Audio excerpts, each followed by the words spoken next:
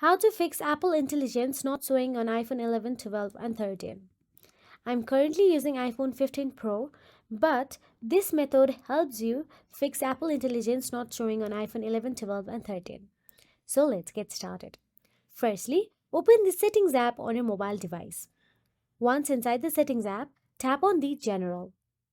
Then, inside the General, tap on the Software Update. Then inside Software Update, update to the latest version of the software. Then you can also go to the beta update and download the iOS 18 betas. Even after doing this, you cannot find Apple Intelligence on your iPhone, then simply go to the any web browser and search for the betaapple.com.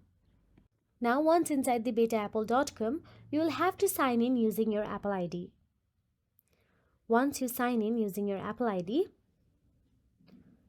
then scroll down and look for the iPhone 18 beta updates.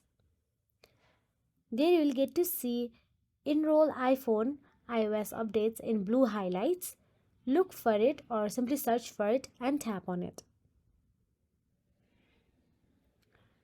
Then once you tap on it, again scroll down and there you will get to see beta updates option available. Update your beta and you will find one. If you found this video helpful, please like, share and subscribe, and thank you so much for watching.